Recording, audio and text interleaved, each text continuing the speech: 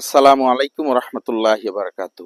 প্রিয় দর্শক, কাছের ও দূরে যারা রয়েছেন আমার ফেসবুক বন্ধুরা, ফলোয়ার আনফলোয়ার যারা রয়েছেন, সবার জন্য আমি আজকে একটা ভিডিও উপস্থাপন করার জন্য আসছি। ঐতিহাসিক লোহাদি গ্রাম, সেই লোহাদি গ্রামটা অবস্থিত গাজীপুর জেলার কাপাসিয়া থানার বারিসাব ইউনিয়নের লোহাদি গ্রামে। এই দেখেন প্রিয় দর্শক, এখানে রয়েছে ঐতিহাসিকভাবে এই গ্রামটা, হ্যাঁ, বিখ্যাত। এই গ্রামে এই লোহার খনি রয়েছে।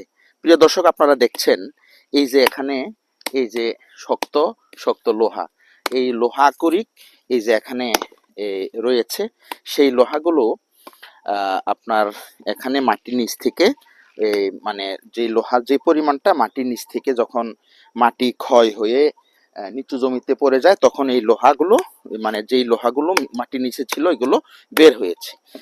আর এই লোহার ঐতিহাসিক এই গ্রাম নামকরণটাই হয়েছে এই লোহার খনিকে অনুসরণ করে।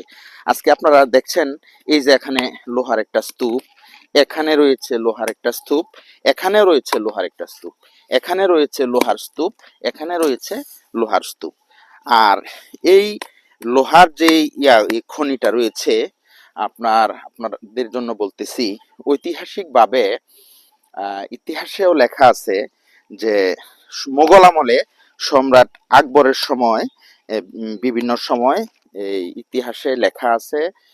বিভিন্ন ইতিহাসে আপনারা গুগল সার্চ করলে আপনারা পেয়ে যাবেন যে এই লোহার খনি থেকে বিভিন্ন সময়ে বিশেষ করে ঈশা খার আমলে, মোগল আমলে ঈশা খার আমলে এই লোহার খনি থেকে লোহা সংগ্রহ করা হতো।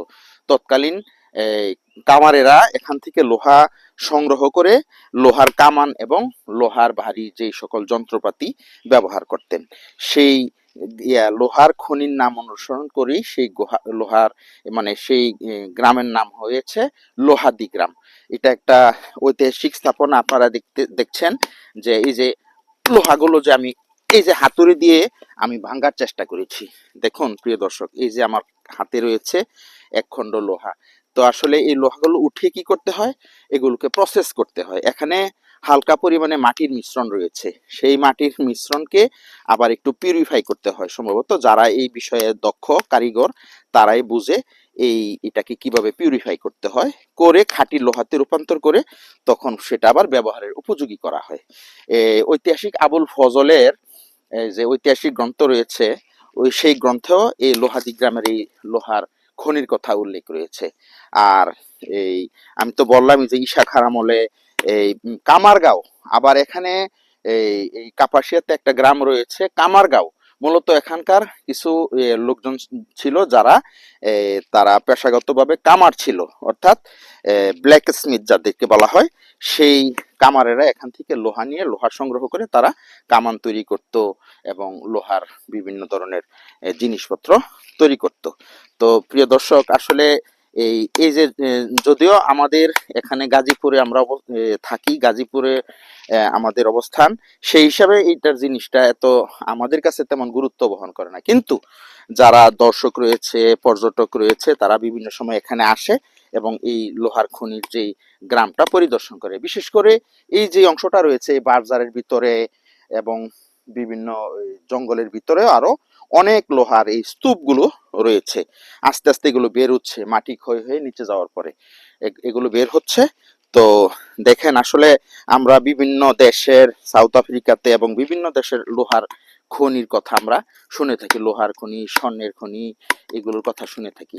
তো আজকে আমি সরাসরি এখানে এই লোহার খনিতে এসে দেখলাম যে আসলে লোহা যে কিভাবে মাটির নিচ থেকে বের হয়। আল্লাহ পাক মানুষের উপকারের জন্য, মানুষের প্রয়োজন যে কত কিছুই মাটির নিচে দিয়েছেন, সবগুলোর দেখা আমরা পাই না। আমরা গরিব দেশ বাংলাদেশ, এই জিনিসগুলো আহরণ করে এগুলোকে প্রসেস করার মতো সেরকম ক্যাপাসিটি আমাদের এখনো হয়নি। হয়তোবা ভবিষ্যতে আমাদের এরকম ক্যাপাসিটি হবে, আমাদের ভবিষ্যৎ প্রজন্ম হয়তোবা এখান থেকে লোহা সংগ্রহ করে আবার এগুলোকে ব্যবহারও করতে পারবেন। তা আবার মাঝে মধ্যে দেখা যায় কিছু গ্রামের কিছু সহজ সরল লোক যাদের শিক্ষা দীক্ষা নাই, যাদের মধ্যে কুসংস্কার বেশি রয়েছে, মাঝে মধ্যে শুনেছি যে এখানে এসে তারা মোমবাতি জ্বালায়, এটাকে এক ধরনের পূজার মতো করে তারা এটাকে সম্মান জানায়, আসলে এই বিষয়টা সঠিক না। এটা তো লোহার তো দুনিয়াতে কিছু করার ক্ষমতা নাই, কোনো আল্লাহ ছাড়া কোনো ব্যক্তির কিংবা কোনো বস্তুর কোনো কিছু করার ক্ষমতা নেই। দেখেন এখানে একটা স্তূপ, এখানে একটা স্তূপ, এখানে স্তূপ রয়েছে, এখানে রয়েছে, এখানে রয়েছে। আমার মনে হয় এটা খনন করলে আরো বেশি পরিমাণে বের হবে। তো আবার লোকমুখে আবার শুনছি যে এখানে লোহার যে পরিমাণ রয়েছে, তো সেটাও নাকি বাংলাদেশ সরকারের উদ্যোগে, যারা এই এই বিষয় নিয়ে গবেষণা করে, তারা একটা উদ্যোগ নিয়েছিল এই লোহাগুলো কালেকশন করে এগুলোকে কি করে ব্যবহারের উপযোগী করা যায়। তখন আমি একজন এই লোকের মুখে শুনছি, ওনারা এসে গবেষণা করে দেখলেন এখানে যে যে পরিমাণে লোহা রয়েছে, সেটা যদি তারা কালেকশন করে, এখানে যে পরিমাণ খরচ হবে সেই পরিমাণ হয়তো বা আয় হবে না। এর জন্য এটা সংগ্রহের জন্য তেমন একটা উদ্যোগ নেওয়া হয় নাই। তো প্রিয় দর্শক, ধন্যবাদ। আমি অনেক অল্প সময়ের মধ্যে আপনাদেরকে এই লোহার খনি বা এই এখানে আপনাদের একটু দেখানোর চেষ্টা করেছি। ধন্যবাদ। আশেপাশে যারা রয়েছেন চাইলে আপনারা আসতে পারেন, দেখতে পারেন। এই যে লোহার এই যে একটা অংশ আমি এখানে একটু ভেঙে আপনাদের দেখানোর চেষ্টা করছি। ধন্যবাদ সবাইকে, ভালো থাকবেন। আসসালামু আলাইকুম রহমতুল্লাহ।